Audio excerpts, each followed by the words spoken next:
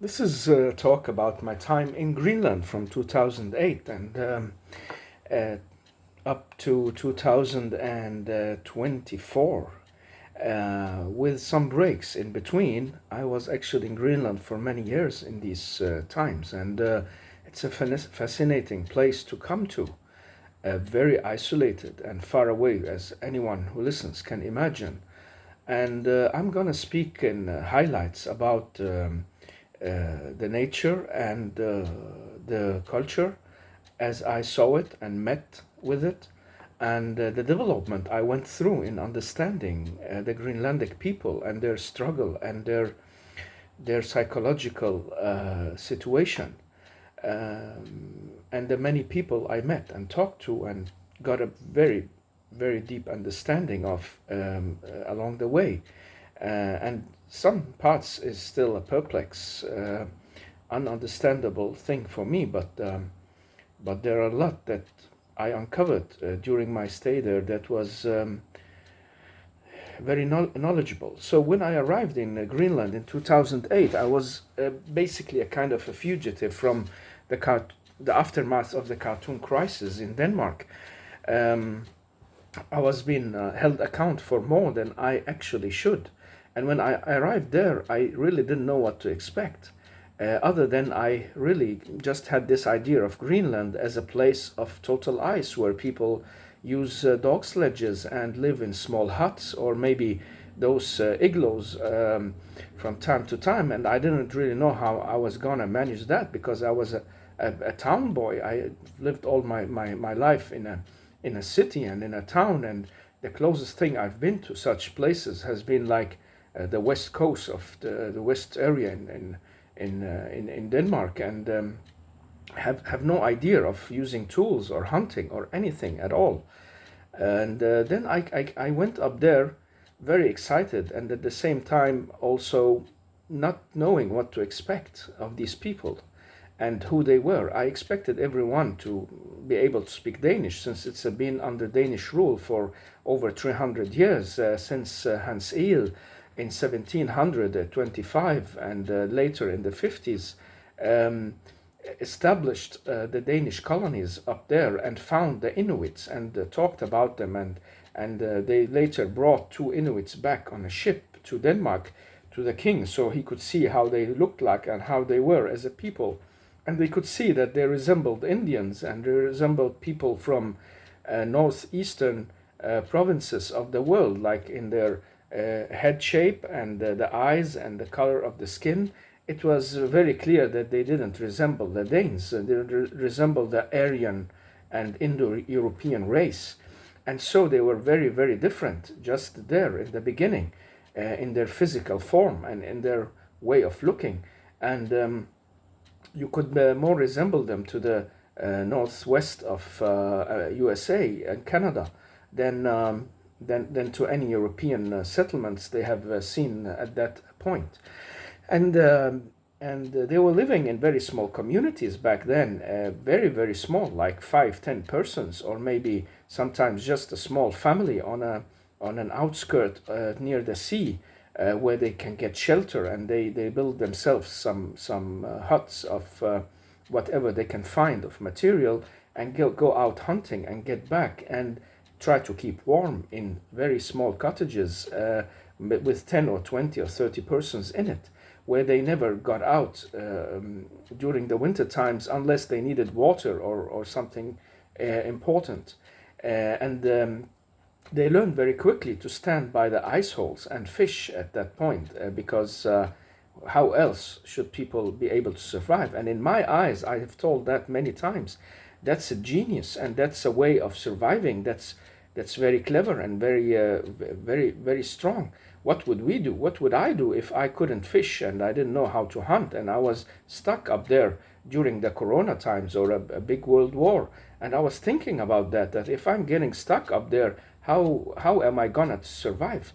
Well, these people had an ability to survive the hardest conditions on earth in these places, but of course it had the impact on them. Sometimes they make jokes about the old Greenlanders that they didn't speak clearly because they always had their mouth shut, And when they wanted to speak, that was from between the teeth. It's like this. And that's because they had to keep the the mouth shut during the very, very cold and harsh winter, minus 20, 30 degrees. And what will happen to you if you open your mouth and your teeth would freeze, and they would just break off and you will lose them.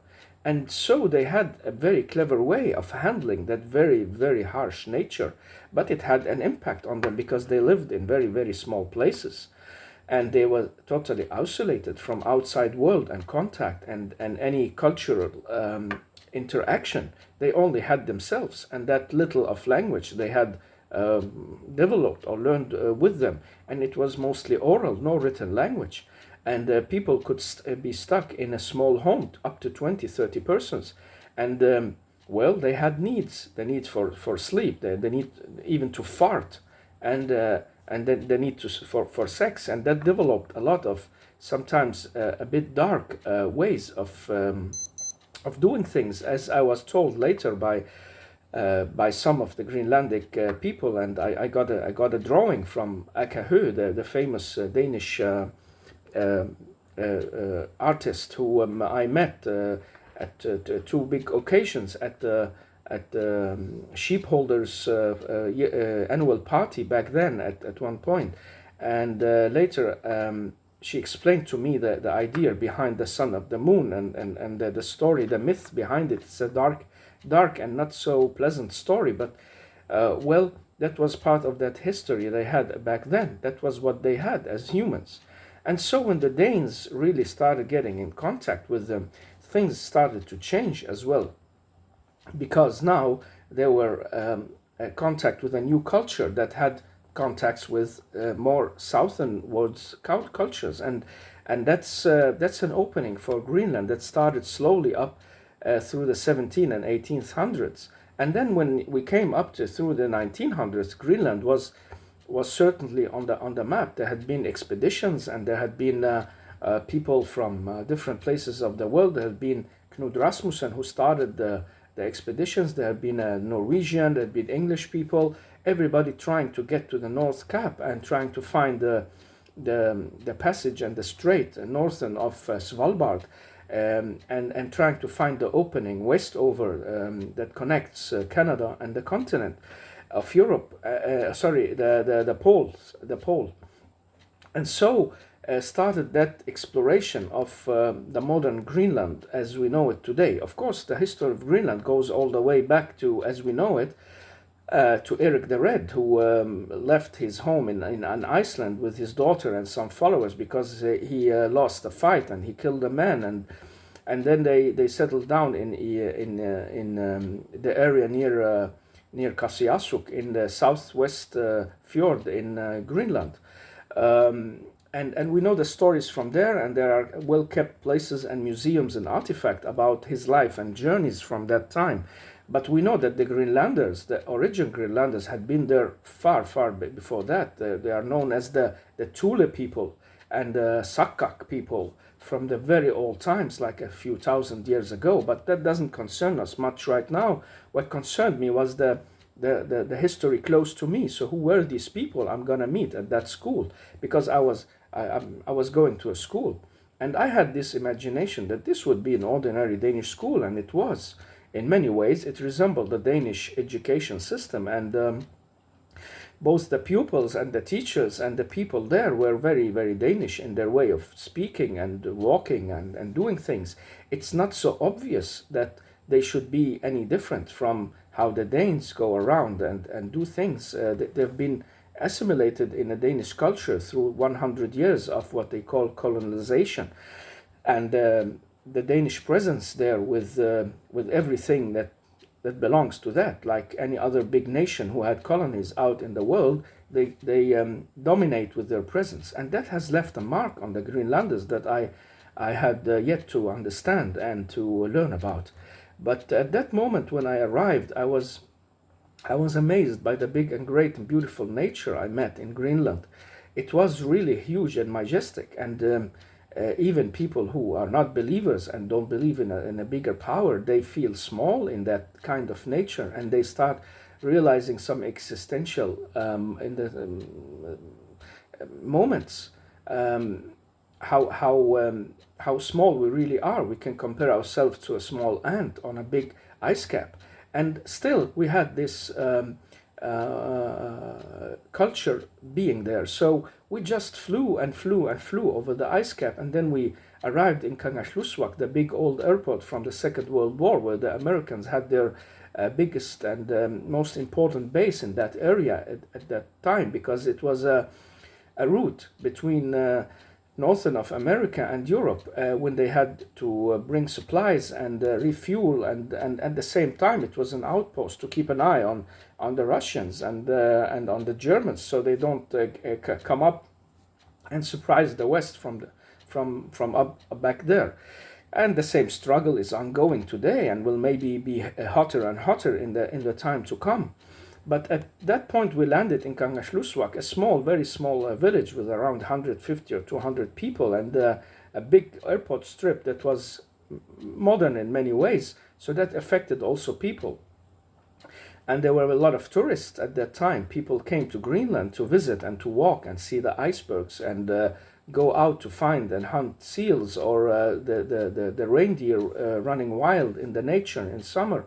And the Greenlanders, like every other culture and people, they earned money on that, and they opened shop with artifacts from the Greenlandic stuff. And I met all that in front of me, and I was excited on the journey onward. And the way it is in Greenland is that you cannot just travel around the country as you like. You have to wait for a boat, or you can fly by airplane. And that was also a big cultural difference that I had to adapt to. You know, I remember once one Frenchman who lived there for many years, he told me that he had some people from France wanted to come up there, and they had booked ticket trains. Somebody online had actually sold them tickets to Greenland, but had also sold them ticket trains. And that was very funny, because there are no roads connecting any two towns in Greenland. There aren't even roads that connect cars. You have to fly, or you have to take a boat. And so our journey was first by a big plane, the Dash, going south to the village of the Narsarsuaq, where there is another airport strip also from the wartime, but a minor one. And from there we sailed with the Targa boats into Narsaq, a very beautiful sailing trip in the fjord, and that icy, freshy air, that's so amazing to just get it into your lungs. And you know, you fall in love with that forever, because it's so harsh, and it's so special of its kind, that you know you are in a very harsh and special environment. And when you adapt to that, you will keep missing it forever. That's called the Arctic bacille, like it's a kind of a virus that gets into you, that you have to get back to those harsh winds and icy cones of what you say, the environment as a whole. And it was like any other place, very bare, and it has some green places to it. So it was actually green in summer, and that's why maybe Eric the Red called it Greenland, because he wanted to show his friend that it actually could be green. It's just not only an ice cap, as you can imagine, but it's very much influenced by the permanent ice that's on the cap, and that has that lasting impact on everyone who's living there. And so I arrived, and the last part of the flight was with helicopter, and that was very, very beautiful as well. And I enjoyed the trip. I have never flown in a helicopter before, as I remember, and that was very beautiful to be able to fly in a helicopter and see the fjord and dance above the waters while you are flying up there. And when I arrived, I was received by this small lady who was the inspector of the school, and all names reserved. I don't want to mention anyone, just to keep the story private and just on my account. And she said, "Welcome to Greenland," and I said thank you, and she was dark hair with dark eyes and kind of a brown skin. So she wasn't that white, blue-eyed Dane who would look at you from above. It was a small lady, just like me, and I liked that from first moment. She was also dark-haired, just like me, and I liked that even more. And then we went on a pickup truck. I actually sat back on the lead, on the open space, like you do in the West in the United States. The short trip that was from the airport strip to the school in the last final space of it.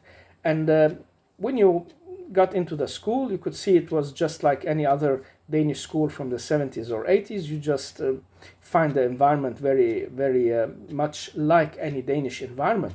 But then in the afternoon and evening, you start really recognizing differences. For first of all, the silence that's there is very different from anything else I've known.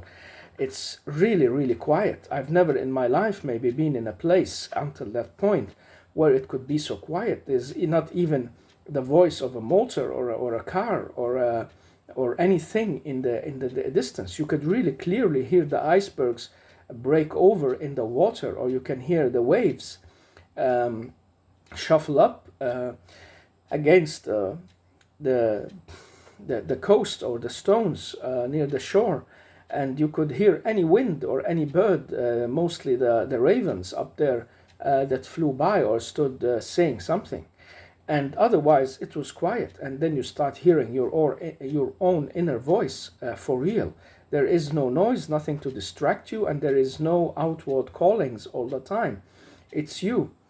Of course, the people I met were very gentle and friendly, and they were mostly smiling and saying hello and welcome. And I noticed that everyone always waved to each other on the road, or just nodded or said hi or something. So people knew each other very well, but they kept always reminding themselves of that connection, that special connection that they had. It was a small village of like 1,500 people, and I had to teach at school, and I went to prepare for the whole weekend in the dusty cellar of there, and tried to get the books out and get ready for these pupils. And when I got there on Monday and had to present myself, they could actually, in a way, remind me of a mixed class in Denmark, like people with another background living in Denmark. There were a few Danish school kids in my class, 9th and 10th grade, and a few also mixed, half Danish, half Greenlandic, and these are many in Greenland, the people who are like half Danish, half Greenlandic, or quarter Danish, quarter Greenlandic, and half something else.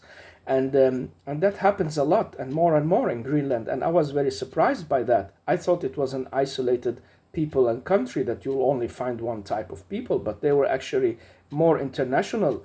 As we laughed later with the teachers, said, you people are more international than the Danish society I came from, where it's more closed and they mostly only marry into each other, and they do not really connect with people from other places. They have enough in who they are, but they are welcoming foreigners. That's not that. But you here, you are very open to intercultural marriages and relations. And so we have these half-half, and mostly it's half Danish, half Greenlandic, because of many of the workers who came to Greenland in the 70s, 60s, 70s.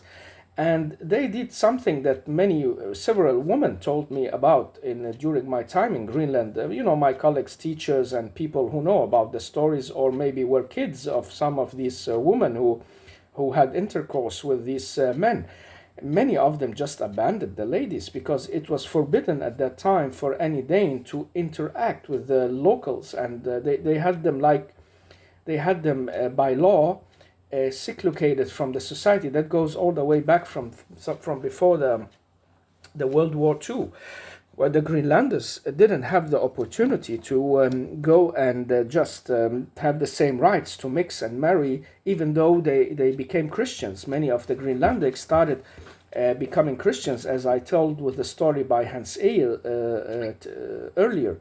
He came to Christian these people and gave them names from the Bible, and when he ran out of names, he started giving them name from the Old Testament. That's why when I met these people up there were really a lot of people who had these Old Testament names that I knew from my Arabic and Muslim culture. Many of the names goes again, Jacob and Joseph and what was there, Samuel and Emmanuel and all these names you find there, and you had the same with the ladies, starting with Maria and Sarah and some of the names were also like Danish in their Gita and Birgitta and such names, and Katrina and many of the names, were influenced by the old Bible. So they were being Christian during the late 1800s mostly and start 1900s. Before that, they were Christian, but some of them, they say in history books, by force or just to get the benefits of the contact with that new culture and what it brought with it. And some of them kept sticking to the old shamanic tribe and tribal rituals and ideas, but with time they changed. And so when we came to the 60s and 70s, really most of the Greenlandics were Christians. Of course, we had communist ideas at that time that also had influenced the Greenlanders with an ideology that says no God and all religion is poison. And I could also see that a lot were influenced by these ideas and really didn't like neither church or the holy text or the idea of salvation or any of that. And they just used the church as a place for common meetings and or maybe just traditional marriage and all that because they had to go through it. But there were also some true believers, as I see them. And some of them were at that school, and I liked that they went to church every Sunday and they had this belief because that brought me closer to that ideas they had. But in general, I felt close to everyone, also those who had these leftist ideas, because they could see the racism that I was suffering, and I liked that, and I could also relate to some of their struggle when we talked about it. But I was talking about the kids I met. They were like mixed, and they were mixed because the workers who came to build houses and build roads and other stuff from the worker class, fishermen and so on, they came to Greenland in the 50s, 60s, 70s, and they just went out drinking and laid with these ladies, even though they were forbidden to do so. And many of them, as one Danish man who married a Greenlandic lady whom I'm friend with, he died now, he told me that they couldn't announce this relationship, even the love or marriage, and if she got a kid, he couldn't relate to it because and some of them just left. They just had sex, and the ladies didn't know a lot about protection. She thought maybe she found love or she was drunk, and then she got a kid out of it. And those kids were half, and they, on their turn, when I came to Greenland, had their kids. So these kids were half Greenlandic, half Danish, or quarter to 75.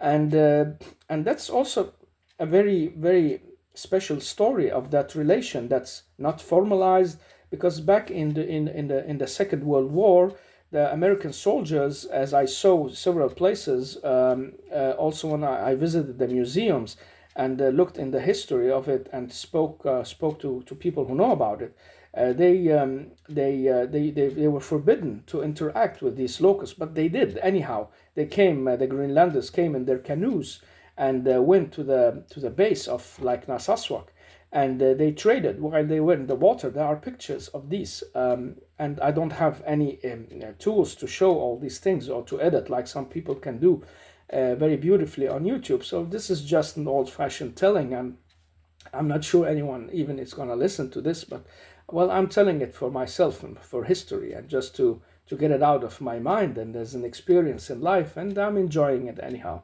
So there were pictures of these Greenlanders in the canoes where they are taking goods, maybe a guitar or some cigarettes or something else, and giving something back like meat or skin.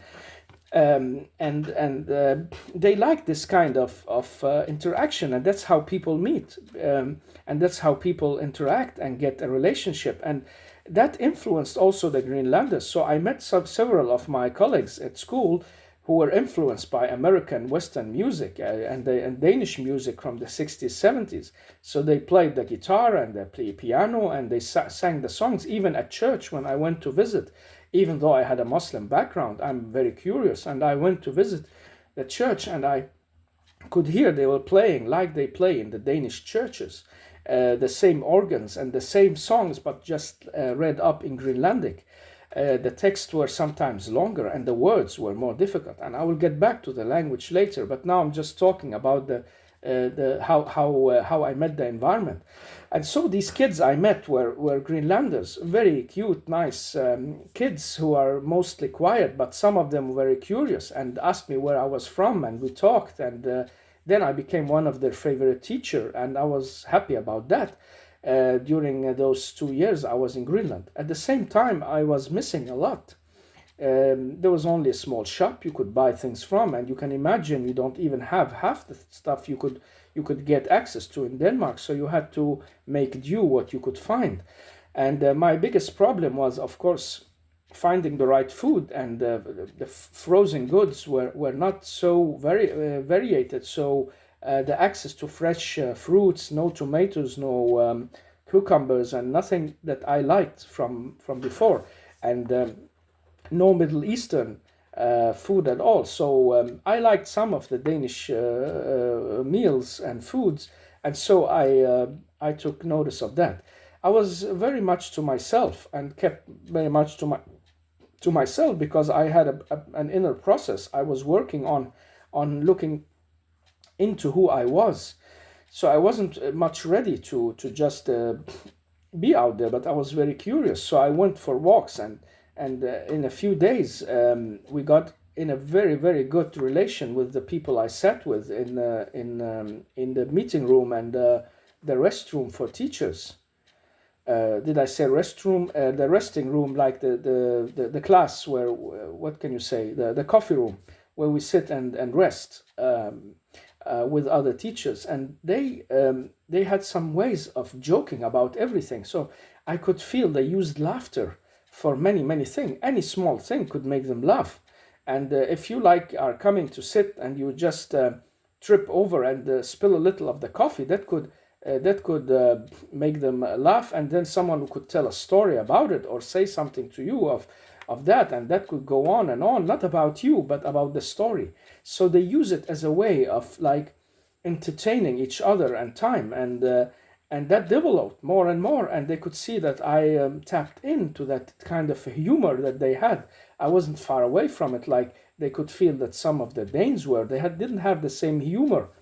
And so they see this guy has the same humor as we have.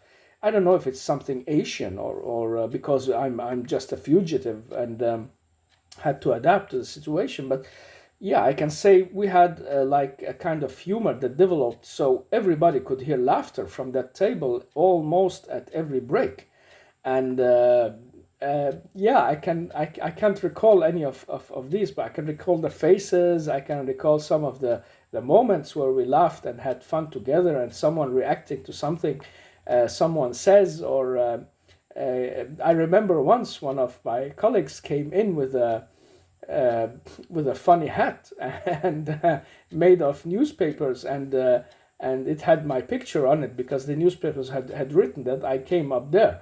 And he said, he looked at me and said, "Good dag, Uanga Peter, what's your name?" "My name is Peter." And he said, "Where have I seen you before?" And he had the newspaper article on his head made as a hat. And we laughed and laughed and laughed, and it was just like these situations that kept continuing almost forever, and that gave such a thrilling feeling. So when you went home to your loneliness and your isolation and yourself and the books, I went to the library. I was surprised they even had a library, but it was also influenced by the Danish. A lot of books in Danish. And I started really using a lot of time reading. So the books, as the Arabs said when I was young, the best soulmate on any journey or travel is the book, and the best voice you can hear is the voice of like the writer who wrote the book to you. It's said in a very poetic way in Arabic. So I had this culture with me that books can be a source of friendship and consolation and all that. That didn't mean I didn't go out, because I started finding enjoyment in going to football, and some of them were a bit skeptical, and they were more uh, right-wing minded than most others. They didn't like my background, who I was, so they weren't so keen on talking and speaking to me in the beginning. But with time and, playing, hitting the ball, falling, tripping over each other, and all that stuff, they became more and more open, and we got a fine friendship also on the football team, even though I didn't drink, because that was also a big thing that was very different from where I came from and the culture and identity I had with me.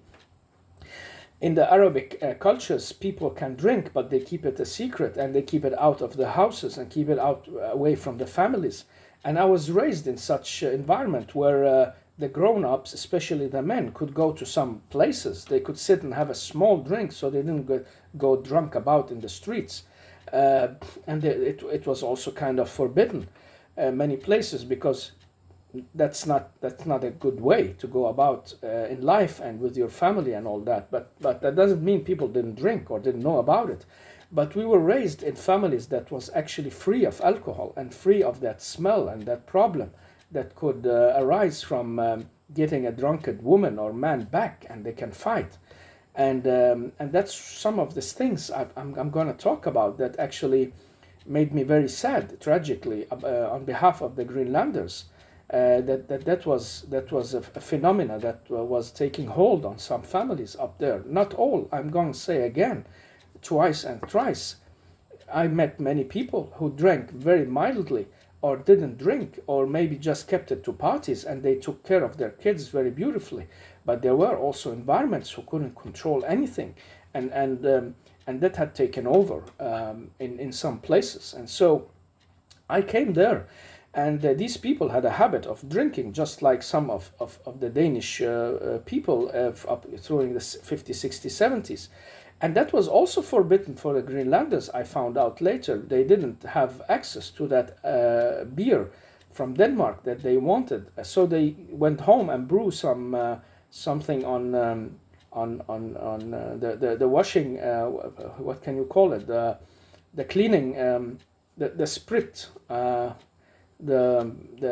acetone and sprit, and that kind of hospital and the cleaning stuff, and they found ways to brew it into something drinkable that could actually eat them up from inside, or get them ill. And I heard some funny stories about that, and that some people had been trying to do that at home, and they spilled accidentally, and the place they spilled on got all washed out because of that strong drink. And so for many decades they weren't allowed as people. And then the Danish opened more up through the second part of after the 50s, and so they could get some bonds where they could go and get a special amount for each family or each person. They started selling those bonds, and those who didn't drink gave it to those who drank, or got some extra money out of it. And so the drinking began seriously among the Greenlanders, and up through the 60s, 70s, 80s, it became more and more of a habit. And when they got home rule in 79, even the leader was already half a drunkard as in his free time. When I talked to some of those who worked with him, they said he went about half of the time already half drunk, and sometimes he could fire the whole staff because he had had too much, or just was in a bad mood, and then he could hire them again next day. And I'm telling you this from a primary source, a lawyer who worked with Jonathan Motzfeldt, and he was a very great figure for the Greenlanders. They looked up to him, and he was a gathering figure, a priest, and a man who really could collect people around him. And I have much respect for him. But I'm talking about the alcohol problem. So it's everywhere. And this guy told me, this jurist who was like expert in law, and he was hired in the state at that time, and then later was hired in the municipality where I worked. And we met in the morning, where I came early and he was there in the office from before 7, and we could talk, and so sometimes he could tell me these stories. He said one day he fired the whole staff, and next morning he called me in, said, can you find a way to hire them back again on the same old conditions? It's just hilarious, funny stories you can get sometimes. And my old director also told me some funny stories about some of the mayors he worked for, because every Friday the last meeting was always after 2 o'clock. There was an obligatory meeting for the office people and the staff and the chiefs, and that meeting was like opening a cupboard full of different liquors, and they could have fun there until late afternoon, where they went home and then went out late in the evening or stayed home or something like that.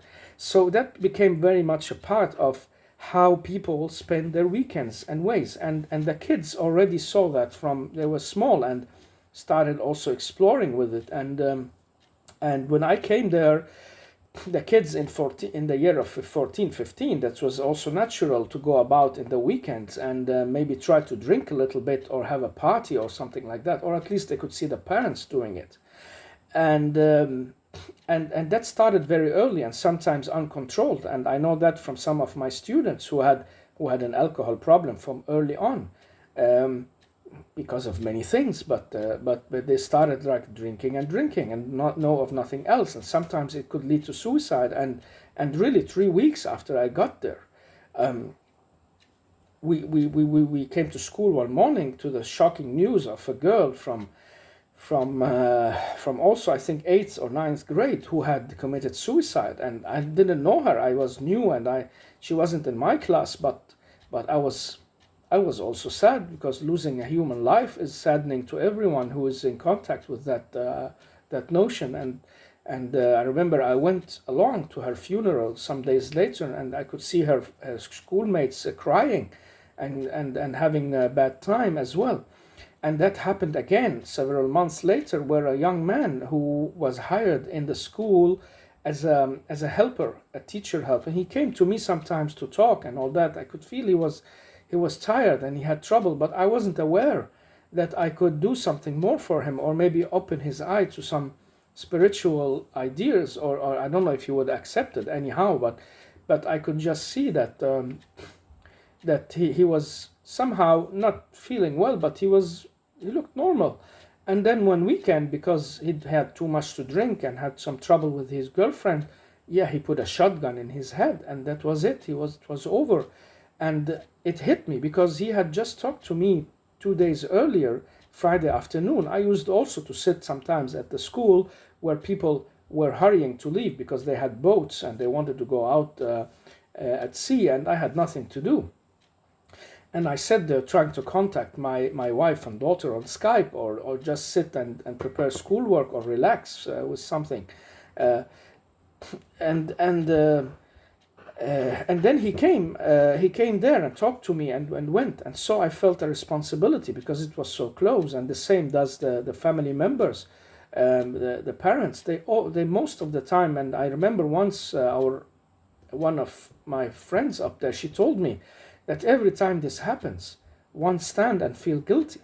So the living can sometimes feel guilty around these young people more than they think, or it can be older people. And then half a year later, it was a nurse from the hospital who couldn't carry life anymore and just ended it, and so on. So it happens a lot.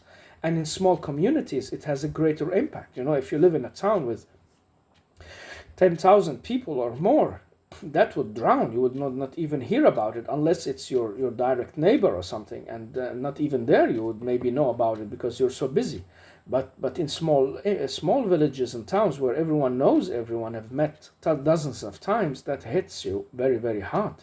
And that kept happening through the years I'm up there, and it didn't take away the harshness of it. Each time was a new time, and it was like the first time. You stand there and you feel both guilty, and you starting remembering this person, what we could have done and what could anyone have done, and the sadness all around you, and you can see it in people's face as well. And then it goes on, and we forget, and we try to get on with the daily life and try to take care of the persons who needed it, as one of my colleagues was so good of doing. Also offering support, like counsel and therapy and talks, both for the kids who were related to those people and the parents, or the friends. And so it's the alcohol and the suicide was something that hit me also very strongly from the beginning. But at the same time, I could see this is very cheerful people. They really laugh and were easygoing, could meet you and talk on the street, and you could just feel their kindness, all the way deep in the heart. And at the same time, you could feel they are having some hard time, and you could feel some were not so kind. They could be rough and not so pleasant, some of them, but that's all related to their own psychological and social problems. And once we understand that, we get over, and we don't stop by it. And yeah, it met me as a very harsh reality up there. And then I was invited to go out on a fishing trip with one of my colleagues and his family, and I have pictures from that time. Maybe I would try to find a way to edit and post it one day. And we went out, and it was beautiful weather, and we went to a small island, and for me it was nice but half boring. I'm not used to such thing, and I didn't find enjoyment in just wandering around in the boat. For me, it's like going to a cinema or walking on the streets in the evening, seeing all the shops and the beautiful people, and hearing voices and noises. And I'm a city boy, as they say, even though I'm not the greatest city boy, but I came from a city. So that was a contrast. And then his son took something out of the water and gave it to me and said, "What's that?" They say, "Drink it or eat it. That's pure water." And truly it was tasty and very special to have this icy piece of clear water in your hand for the first time. And I know everyone who's been in Greenland and tried it know the sensation that's surrounding it. And then we saw these floating icebergs just around us. It was so amazing. You could almost step on them and touch them, and you could sit there for hours. It was a bit icy. It's like sitting with an open fridge, but at the same time the sun could make it very hot on the other side. So they always like fought over you, the heat from the sun and the coldness from the ice, and that was beautiful. So you weren't actually freezing, but you could just feel it's always a mix. And that very, very fresh air, it's amazing. Once you feel it and you get under that sky, you never forget it.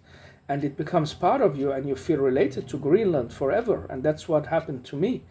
And so started my journey. And then days later, another colleague invited me out on a longer trip, and he wanted to take me to the inland ice cap. And he was actually a boat's captain, so he had been sailing for many decades. And I liked his character and the way he went about things. He was also funny and easygoing, and could tell me about places and stuff, even though there was nothing to talk about. But that's how it is up there. And so we went on that sailing trip, and I started like looking more and more like I was going on a track that this could be a new start for me up there. And then something, of course, hit from the Danish society. As always, some people don't like you getting a new life or a new way, or always like just hunting for the hunt. And so one day I was called in in the inspector's office, that same lady who met me at the heliport. And she said, "Listen, that was 2 or 3 weeks after I went up there." She told me, "Listen, I'm actually dazzled. I've got all these emails and phone calls about you, and that you are a dangerous person. I shouldn't hire you here, and you shouldn't be a teacher, and that you have a grim history, and I don't know what to do about all that, because I can see you've been here several weeks, and I have never noticed there was anything wrong about you or with you. And I can see the colleagues likes you, and you laugh with them all the time, and they talk well about you. And I know the kids are fond of the way you teach, and you are patient and good with them, and I can feel you're a good guy." So what are you gonna tell me about all this? What's your opinion? And I don't know what happened to me. I looked out of the window and I saw the ice in the and the water, and everything in me became frozen to ice and cool in a way.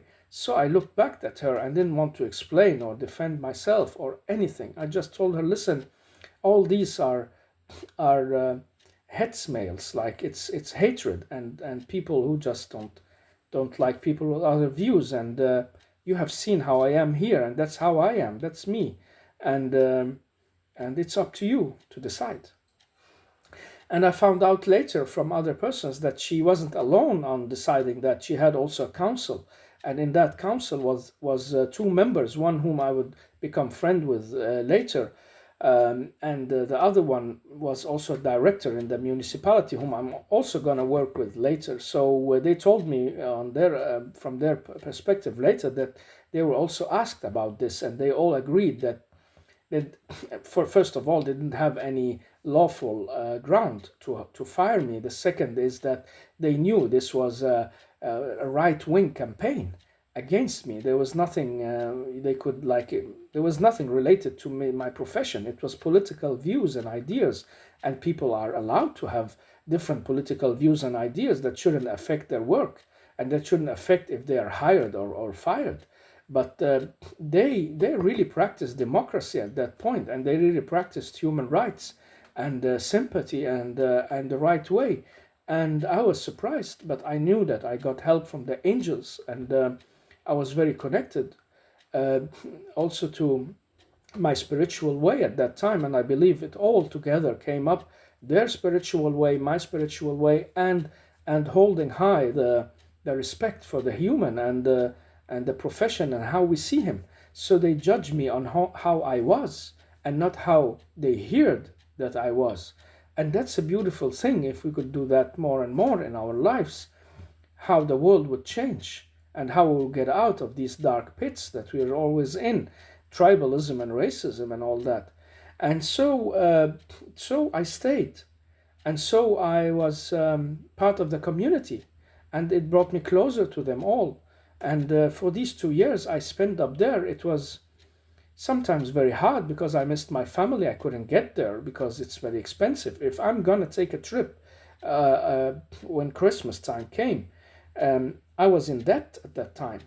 I didn't have enough money. I've been on the what you call the student loans for several years, and I had to pay all that back.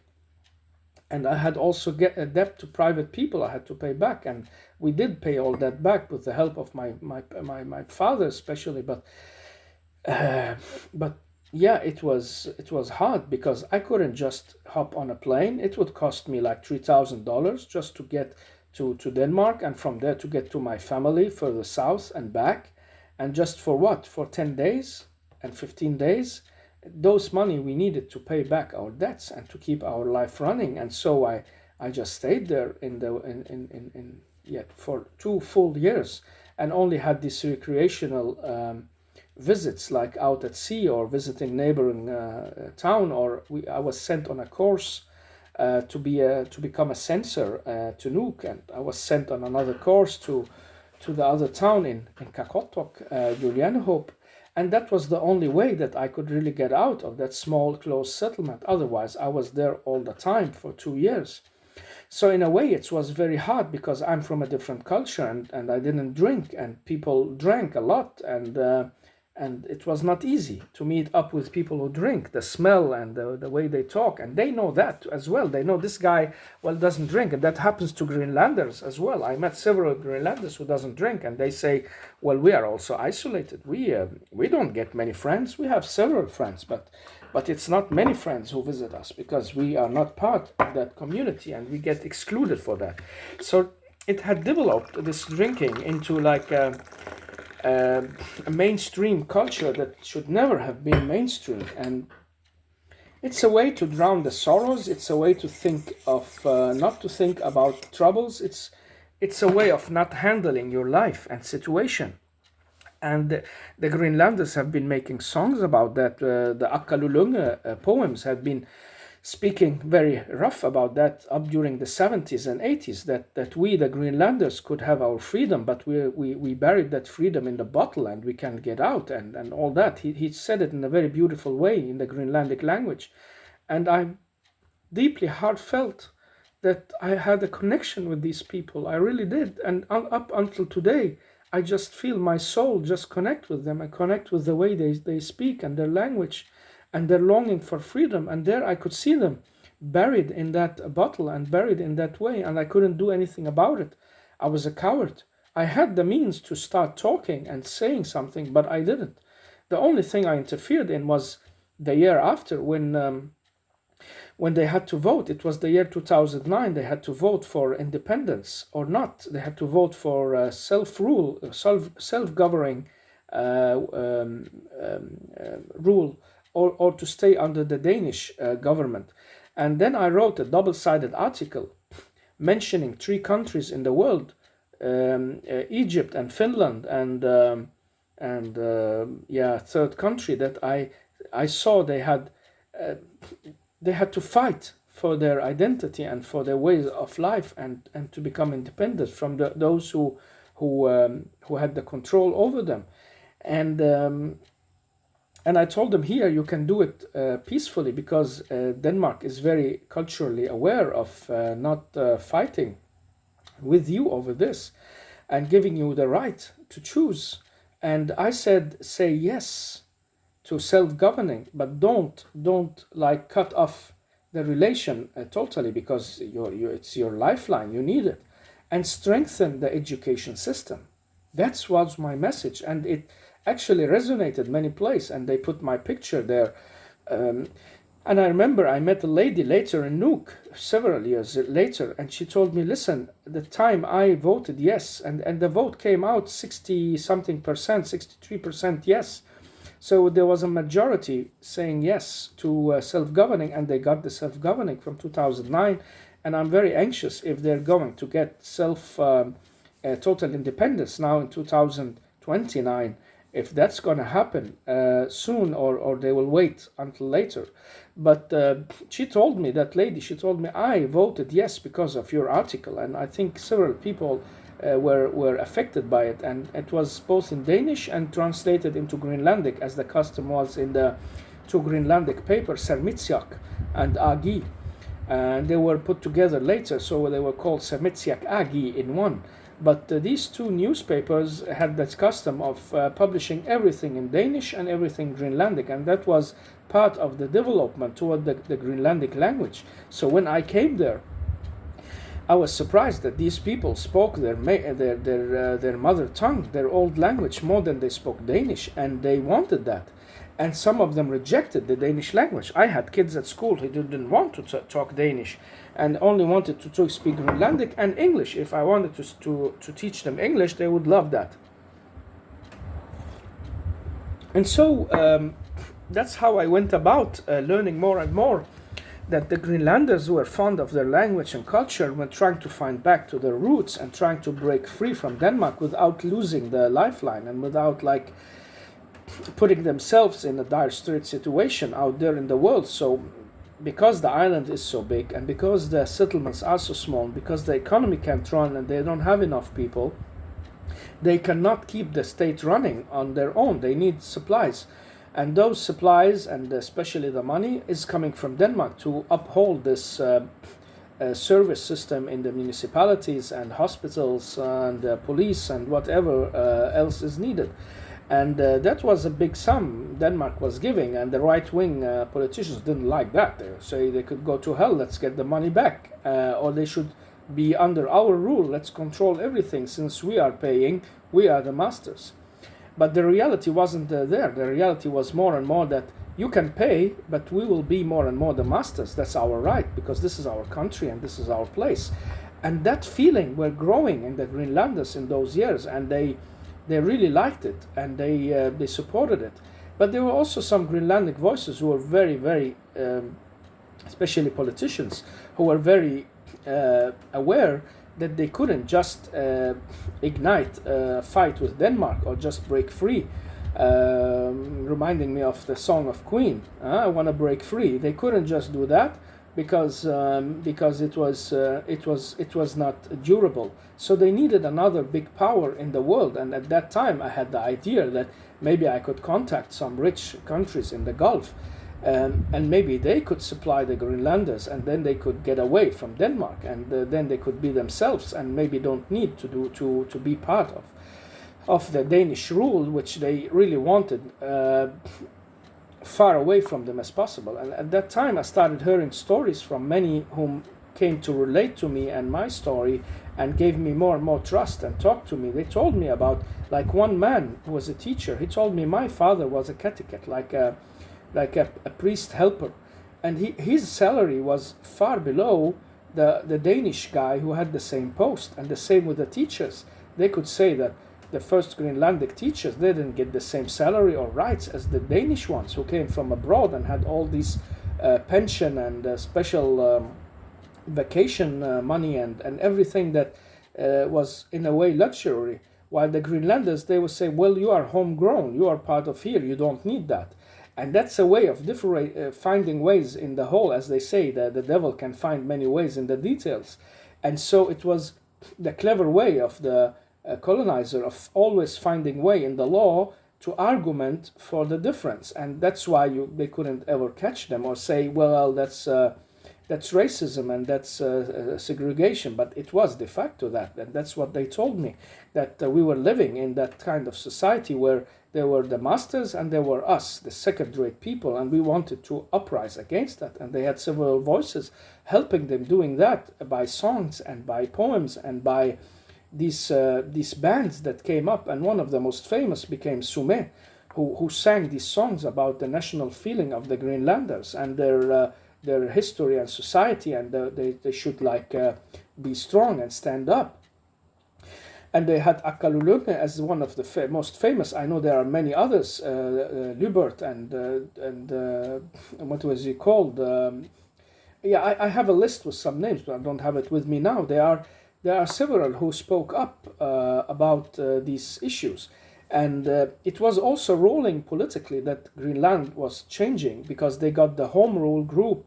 And one of the uncles of the people I spoke to was part of that organizing group in the 50s that started the first settlement council talk. And most of them were very much assimilated in the Danish way of life and spoke only Danish, but they understood the need of the Greenlanders.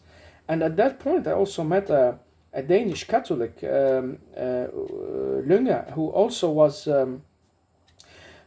part of having this understanding and this feeling for Greenland. So actually, I think most of people who comes up there start getting this feeling of, it's not a hatred or being anti-Danish, but it's just a feeling of that these people need to be treated in a different manner, need to be cleaned up in a way, and need help to get on track.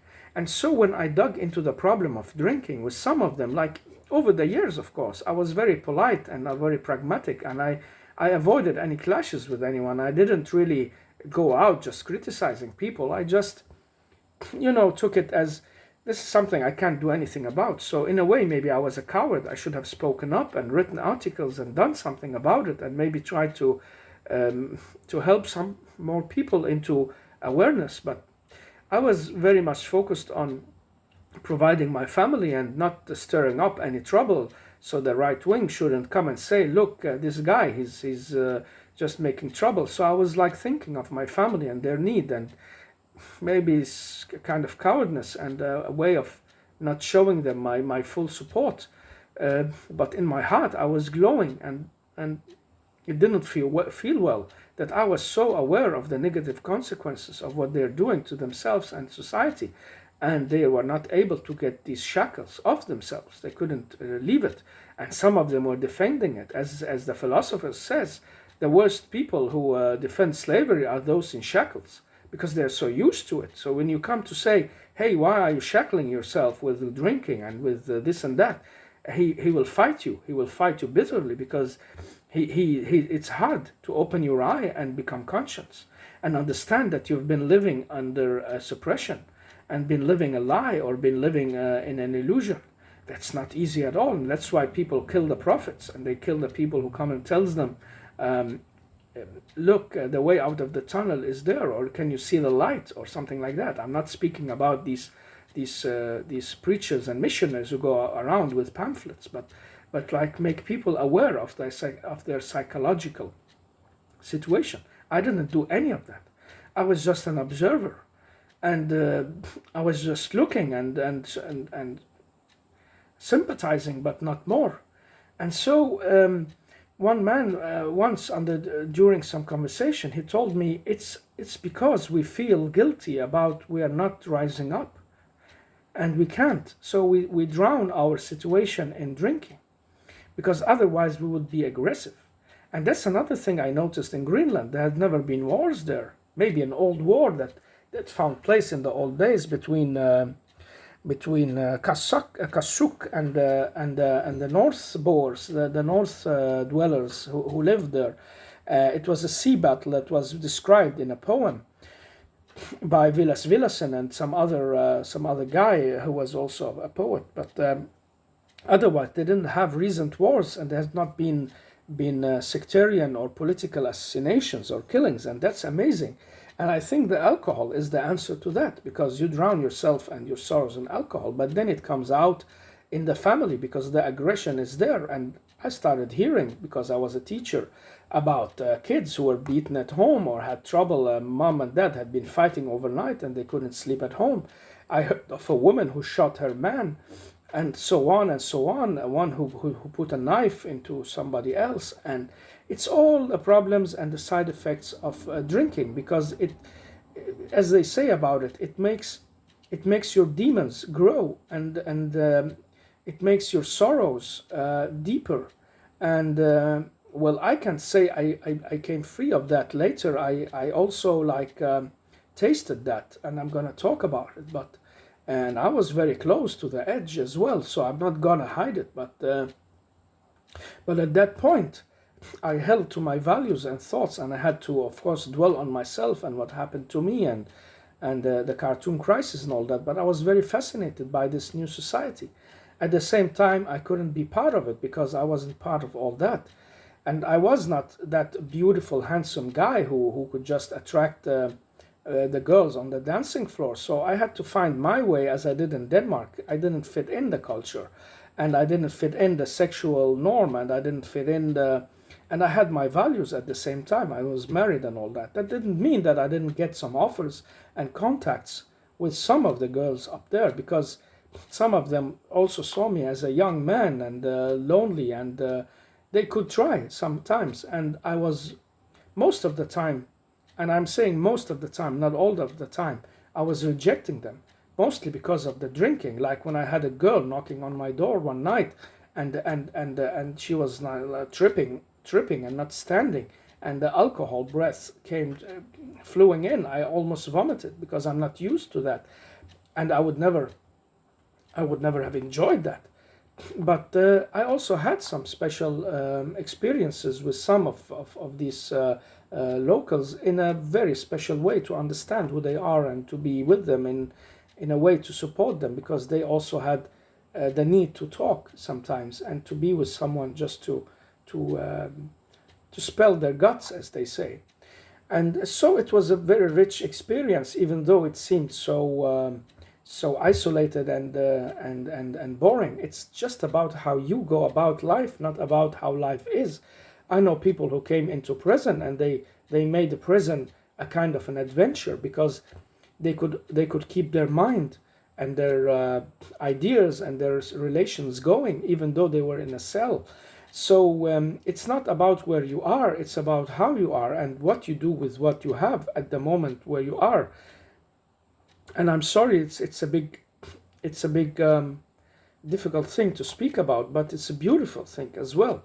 So while reading books and taking the walks and experiencing all that in Greenland, the time passed and we were into winter, 2 winters, and that could give you depression. I can tell you that, because the contrast between summer and winter is very big, and people who aren't used to Arctic weathers and the storms for many days, and the big cold snow and the icy wind, it's hurting, and it gives you a feeling of being like depressed during the winters. So you have to keep yourself up and enlightened, and well, you have to find cultural sources to do that, and friends. And I became friends with several of them, and I'm sorry I didn't like live up to my friendship. I didn't visit them regularly. I was a kind of very occupied by myself and my situation. I didn't know how long I'm gonna stay, and I had all these barriers, and it was difficult. But at the same time, I integrated with them and played football and came to their homes and ate meals, and we walked and talked and were out fishing and all that. And I also went out some nights to visit the club and sit there. But as I said, my biggest barrier was the drinking, so I never could go all the way in the nightclubs and being with those people as they're used to be, and get out with the girls as they're used to get out with the girls. So I had to like just take care of that. And after the first year, I wanted to go home, but my wife just urged me to stay as long as I can and come and visit soon, because we were in a situation where we needed to fix our life, and that was the only opportunity I had at that time that anyone could see. So I used it as a way of exploring and learning. That was the first 2 years in Greenland.